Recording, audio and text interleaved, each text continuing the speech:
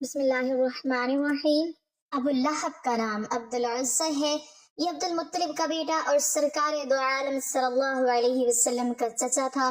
بہت ہی گورا اور خوبصورت آدمی تھا، اسی لیے اس کی کنیت ابو لہب ہے اور اسی کنیت سے وہ مشہور تھا۔ اس کے بیٹوں عتبہ اور عتیبہ کے نکاح میں حضور پر نور صلی اللہ علیہ وسلم کی صاحبزادیاں حضرت رقیہ اور حضرت ام کلثوم رضی اللہ تعالی عنہما تھیں۔ اس صورت کے نزول کے بعد ابو لہب نے ان صاحبزادیوں کو طلاق دلوا دی۔ عتبہ کا واقعہ بھی بڑا عبرتناک ہے کہ اس نے حضور پر نور صلی اللہ علیہ وسلم کی شہزادی کو طلاق دینے کے ساتھ حضور صلی اللہ علیہ وسلم کی گستاخی بھی کی، جس پر سرور دو عالم صلی اللہ علیہ وسلم نے اس کے لیے ہلاکت کی دعا کی۔ چنانچہ ایک سفر میں بڑی حفاظتوں کا انتظام کر لینے کے باوجود ایک شیر نے اسے پھاڑ ڈالا۔ آیت میں ابو لہب کے دونوں ہاتھ ہلاک ہونے سے مراد اس کی ذات کی ہلاکت ہے، اور آیت مبارکہ میں ابو لہب کی ہلاکت کی پیشن گوئی کی گئی۔ چنانچہ وہ بدترین موت مرا، اور وہ جنگ بدر کے ایک ہفتے بعد کالے دانے کی بیماری سے مرا، جیسے عرب میں عدسہ کہتے ہیں۔ اہل عرب اسے متعدی بیماری سمجھ کر اس سے بہت بچتے تھے، اس لیے 3 دن تک اس مردود کی لاش پڑی رہی، پھول پھٹ کر بدبو دینے لگی۔ تب اجرت دے کر مزدور اس سے پھینکوائی گئی۔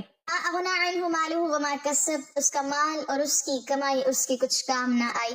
مروی ہے کہ ابو لہب نے جب پہلی آیت سنی تو کہنے لگا کہ جو کچھ میرے بھتیجے کہتے ہیں اگر سچ ہے تو میں اپنی جان کے لیے اپنے مال و اولاد کا فدیہ کر دوں گا۔ اس آیت میں اس کا رد فرمایا گیا کہ یہ خیال غلط ہے، اس وقت کوئی چیز کام آنے والی نہیں۔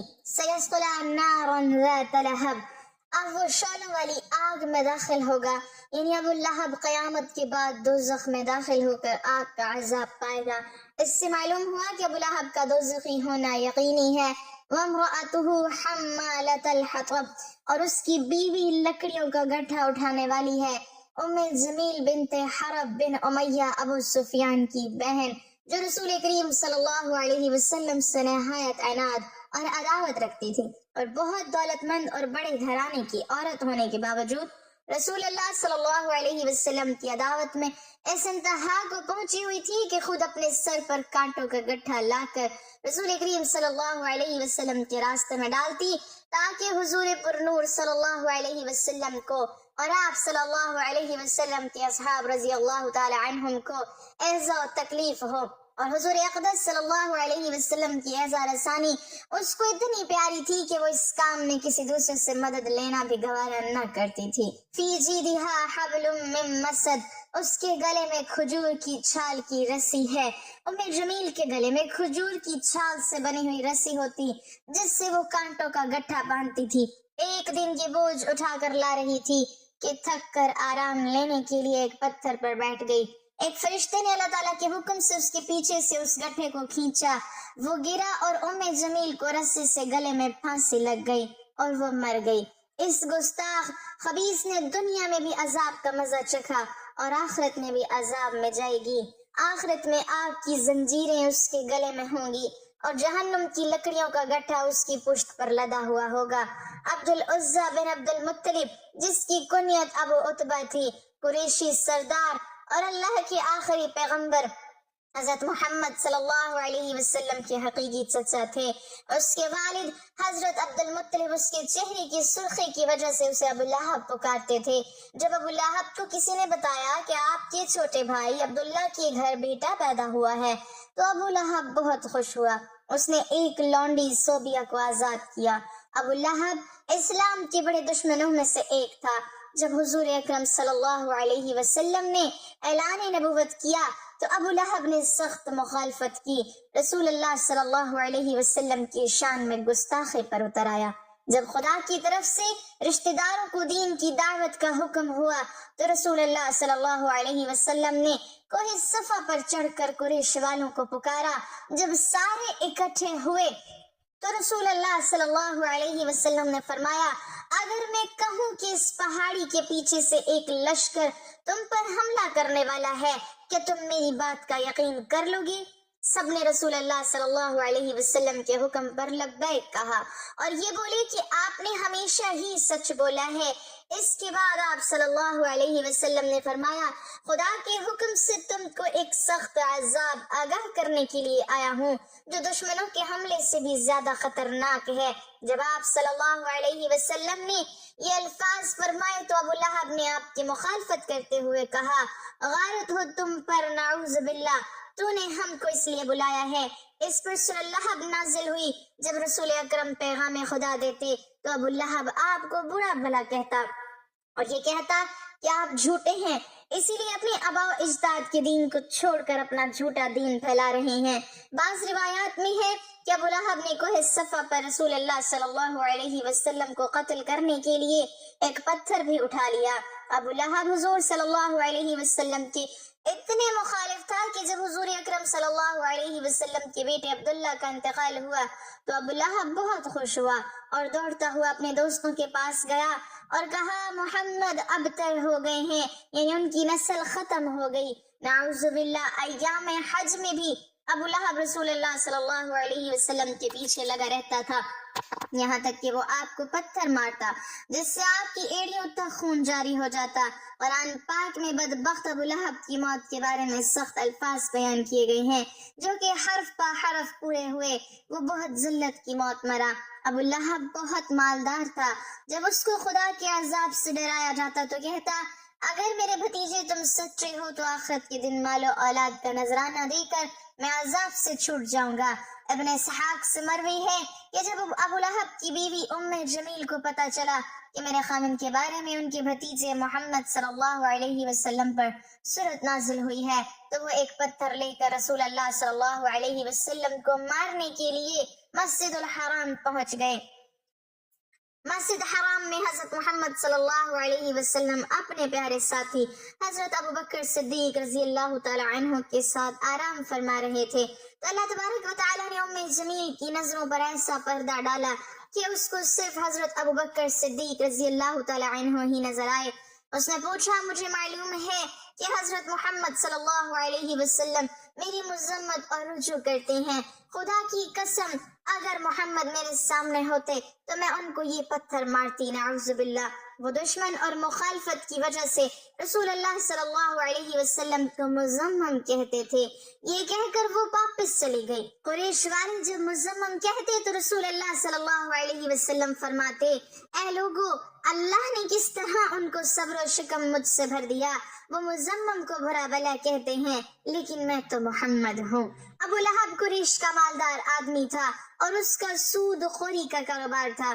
وہ لوگوں کو سود پر چیزیں دے کر خود منافع حاصل کرتا، یہاں تک کہ اس نے خانہ کعبہ سے سونے کا ہرن چوری کر کے بھی بیچ ڈالا تھا۔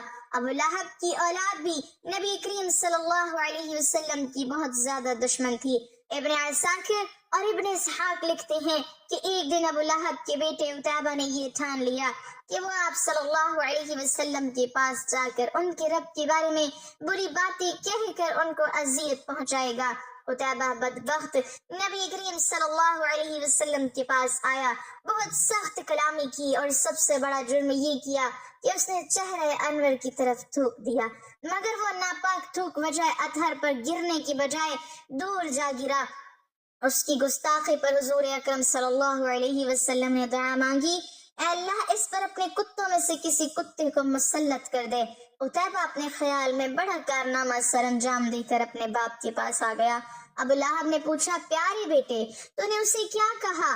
اس نے بتایا کہ میں نے یہ کیا۔ تو وہ پوچھنے لگا، اس پر میرے بھتیجے محمد نے کیا کہا؟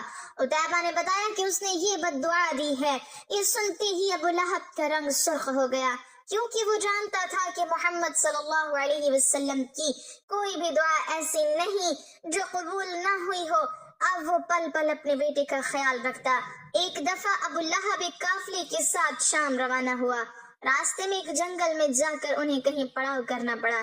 جنگل میں خوفناک جانوروں کا خطرہ تھا تو ابو لہب کو بار بار حضرت محمد صلی اللہ علیہ وسلم کی بد دعا یاد آنے لگی۔ ابو لہب نے قافلے والوں سے کہا، کیونکہ تم لوگوں پر میرے بہت احسانات ہیں تو میں تم سے ان کا بدلہ یہی چاہتا ہوں کہ آج رات میرے بیٹے عتیبہ کی حفاظت کرو بس تم سارا سامان ایک جگہ پہ صحن میں اکٹھا کرو اور میرے بیٹے کا بستر سب سے اوپر لگا دو، پھر اس سامان کے ارد گرد تم سب سو جاؤ۔ احبار لکھتے ہیں کہ ہم نے ایسا ہی کیا۔ رات جب سب سو گئے تو جنگل سے ایک شیر آیا، ہم سب کے چہروں کو اس نے سونگھا مگر کسی کو کچھ نہ کہا۔ اس سامان کی بلند ڈھیر پر چڑھ گیا، عتیبہ کے چہرے کو سونگھا اور اسے چیر پھاڑ ڈالا۔ ابو لہب کا برا حال تھا، وہ کہے جا رہا تھا میں جانتا تھا میرا بیٹا محمد کی بد دعا سے کبھی نہ بچ سکے گا۔ ناظرین گرامی، ابو لہب، اس کے بیٹے عتیبہ اور اس کی بیوی کا انجام انتہائی دردناک اور عبرتناک ہوا، کیونکہ اللہ پاک نے سورہ لہب میں پہلے ہی ان کے لیے عذاب کا فیصلہ سنا دیا تھا۔ ابو لہب چیچک کی بیماری میں مبتلا ہوا اور گل سڑ کر مرا۔ روایت ہے کہ اس کو ایک ریشے دار دانہ نکلا جو پھٹا تو پھر اس سے مزید دانے نکلے۔ اب ان دانوں کی وجہ سے بدبو پھیلنے لگی تو اس کی اولاد اور بیوی نے یہ فیصلہ کیا کہ ان کو اپنے گھر سے کسی ویران کھنڈر میں منتقل کر دیتے ہیں تاکہ یہ بیماری کسی اور میں منتقل نہ ہو۔ کسی بیماری، بدبو اور اذیت سے 7 دن رہنے کے بعد ابو لہب جہنم واصل ہوا اور اس کی لاش 3 دن تک پڑی رہی، کوئی اس کے قریب نہ پھٹکا۔ لوگوں کو ڈر تھا کہ جو قریب جائے گا اسے چھوت کی یہی بیماری لگ جائے گی جس سے وہ مرا ہے۔ جب بدبو پھیلنے لگی تو لوگوں نے اس کے اہل و عیال کو کچھ شرم دلائی۔ اس پر انہوں نے ان تانوں سے تنگ آ کر کچھ حبشیوں کو اجرت دے کر لاش اٹھوائی، جنہوں نے اسے لمبی لکڑیوں پر رکھ کر ایک گڑھے میں پھینکا اور اوپر سے دور کھڑے ہو کر یوں پتھر پھینکے جیسے اسے رجم کیا جا رہا ہو۔ ابو لہب کی بیوی جو ام جمیل کے نام سے معروف تھی، ابو سفیان کی بہن تھی، اس کا نام عروہ بنت حرب تھا، وہ بھی ایڑیاں رگڑ رگڑ کر مری اور اللہ پاک نے ارشاد فرمایا اس کی گردن میں مونج کی رسی ڈال کر اسے جہنم میں پھینکا گیا ہے۔ وہ اپنے قیمتی ہار پر فخر کیا کرتی تھی اور شوخیاں مارا کرتی تھی کہ میں یہ قیمتی ہار بیچ کر محمد صلی اللہ علیہ وسلم کی مخالفت میں لگا دوں گی، لیکن اللہ پاک نے اسے گردن میں آگ کا توق ڈالا جس سے شیطان بھی پناہ مانگتا ہوگا۔ اللہ پاک ہمیں بھی اسلام پر چلنے کی توفیق دے، نبی کریم صلی اللہ علیہ وسلم اور ان کی پاک آل سے بے پناہ محبت عطا فرمائے، آمین۔ ناظرین، کمنٹ باکس میں اللہ تعالیٰ کے 99 ناموں میں سے ایک نام ضرور ٹائپ کریں۔